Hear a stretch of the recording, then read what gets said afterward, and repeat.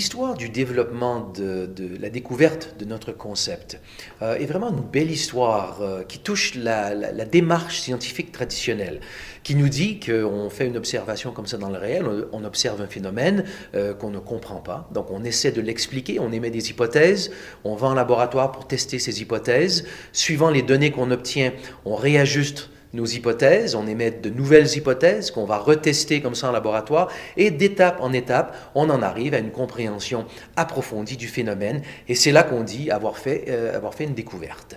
Et c'est un peu la démarche qu'on a suivie pour en arriver à notre concept au niveau des cellules souches. Donc tout a démarré au début des années 2001 par un article qui a été publié dans la littérature scientifique dont le titre était « Transformer le sang en cerveau ».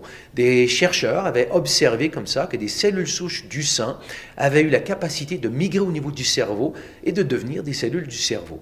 Autour de la même époque, d'autres chercheurs ont fait des observations similaires en observant que des cellules souches du sang avaient aussi la capacité d'aller au niveau du cœur et de devenir des cellules cardiaques ou au niveau du foie pour devenir des cellules du foie.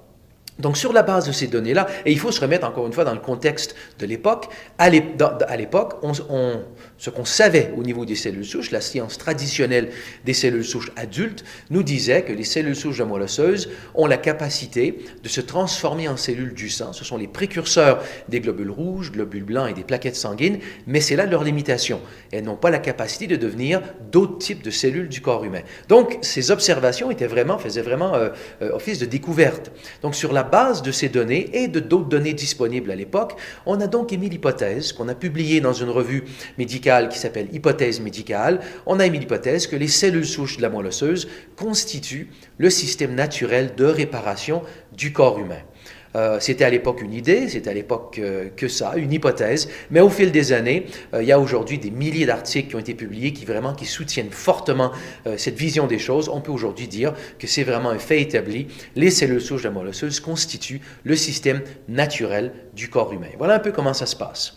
Chaque fois qu'il y a une blessure dans le corps humain ou un tissu qui a un problème, le tissu affecté va libérer des composés qui vont aller vers la moelle osseuse, déclencher la libération de cellules souches de la moelle osseuse. Et là, durant les quelques jours qui suivent, on va avoir une augmentation du nombre de cellules souches en circulation de 3 à 10 fois. Maintenant, ces cellules qui sont en circulation, cellules souches qui sont en circulation, ne savent pas quel est ce tissu qui a fait appel comme ça à cette assistance.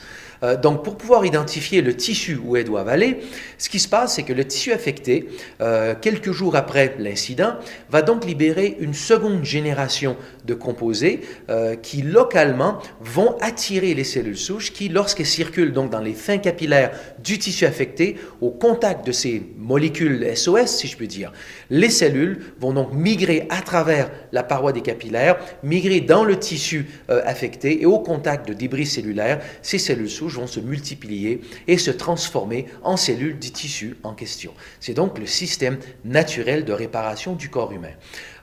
Bien qu'on ait la libération de cellules souches de la moelle osseuse, la nécessité que ces cellules circulent dans le sang, que ces cellules migrent au niveau d'un tissu, que les cellules se multiplient et se transforment en cellules du tissu en question, toutes ces étapes sont essentielles. Mais l'aspect qui a été le plus étudié, c'est le nombre de cellules en circulation. Plus on a de cellules en circulation, plus de cellules sont disponibles pour migrer au niveau des tissus et participer à ce processus de réparation des tissus. Donc, si je résume d'une façon très sommaire tout ce phénomène, on peut dire qu'à blessure égale, qu'à problème égaux entre deux personnes, les personnes qui ont plus de cellules souches en circulation vont réparer beaucoup mieux et vont réparer beaucoup plus rapidement. Donc, suite à ces observations, les chercheurs se sont dit, s'il y a un tel lien entre la santé et le nombre de cellules souches en circulation, à ce moment-là, si on augmentait le nombre de cellules souches en circulation, si on déclenchait ou soutenait ce phénomène naturel au niveau du corps humain et qu'on mettait plus de cellules souches en circulation, est-ce qu'on ne pourrait pas changer le cours comme ça du développement de différents problèmes de santé? Et donc, c'est ce que plusieurs groupes de chercheurs ont étudié. Et pour bien comprendre ce dont on parle ici, on peut remettre ça dans le contexte général de ce que vous voyez au niveau des médias, au niveau de l'Internet, au niveau des des journaux, c'est-à-dire cette approche générale qui dit qu'on isole des cellules souches de différentes sources, dont par exemple la moelle osseuse, le sang, les tissus adipeux. On manipule ces cellules souches en laboratoire ou pas. Très souvent, on ne fait rien à ces cellules souches, on ne fait que les retirer, les accumuler et on les réinjecte dans le sang. Donc d'un point de vue sommaire, d'un point de vue simplifié, c'est simplifié mais c'est quand même assez précis comme description. Tout ce qu'on fait réellement, c'est qu'on augmente le nombre de cellules souches en circulation à travers une injection. Et donc la question de plusieurs chercheurs était de se dire, et si on augmentait le nombre de cellules souches en circulation, non pas à travers une injection, mais à travers la libération de nos propres cellules souches, ce qui est un phénomène naturel du corps humain.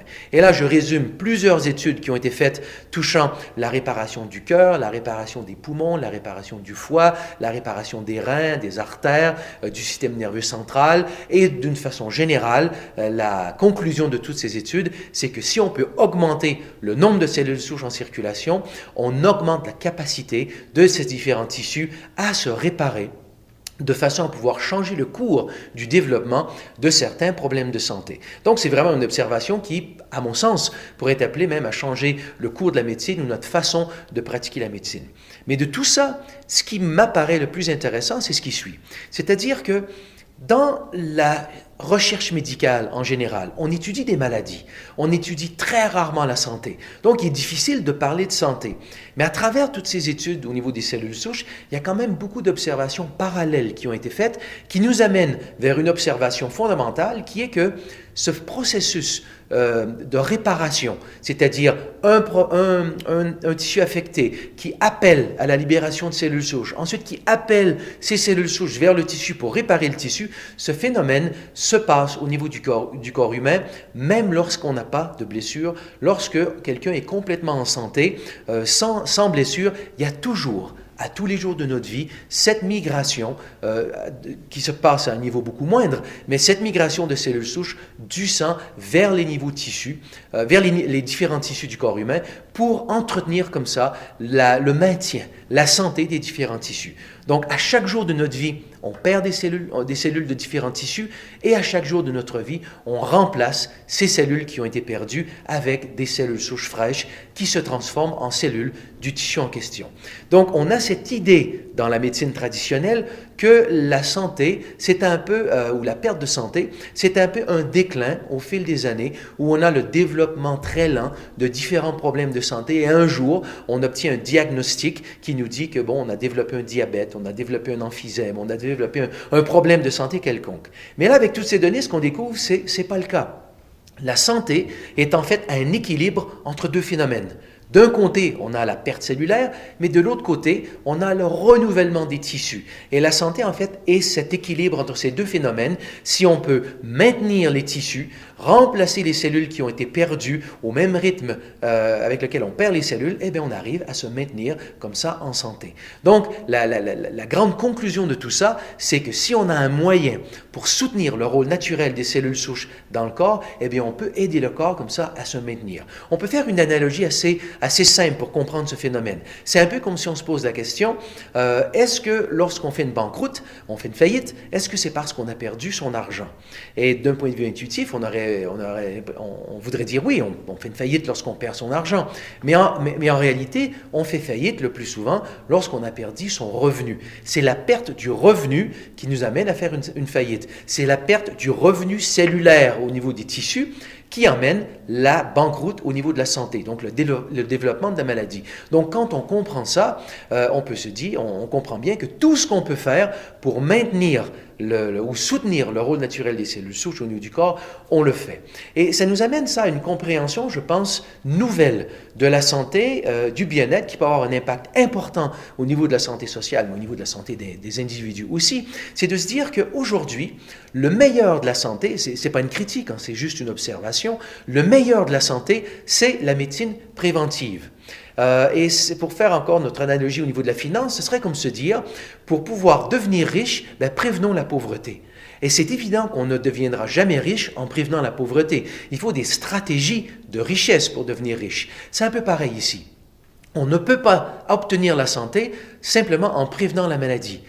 Il faut avoir des stratégies de santé. Et toute cette connaissance au niveau des cellules souches nous donne pour la première fois une plateforme pour vraiment faire quelque chose pour obtenir une santé optimale. De ne plus se satisfaire simplement de se dire « je suis en santé parce que je n'ai pas de problème de santé ». Non, il faut voir que la santé peut aller beaucoup plus loin que simplement l'absence de problème. On peut vraiment donner au corps cette capacité d'atteindre une santé optimale. Donc, quand on comprend ça, on fait tout ce qu'on peut pour maintenir le rôle naturel des cellules souches dans le corps. Ce qui veut dire, en termes de style de vie, de l'exercice. L'exercice intense libère les cellules souches de moelle osseuse. Un bon sommeil profond va maintenir comme ça, va soutenir le rôle naturel des cellules souches dans le corps. Une nourriture anti-inflammatoire. L'inflammation gêne la capacité des cellules souches à jouer leur rôle réparateur au niveau du corps. Donc des aliments comme le gingembre, tous les légumes qui contiennent des pigments vont tous diminuer l'inflammation au niveau du corps. Le jeûne va soutenir le rôle des cellules souches au niveau du corps. Inversement, le stress va réduire la capacité, l'anxiété va réduire la capacité des cellules souches à jouer leur rôle au niveau du corps et la fumée de cigarette également.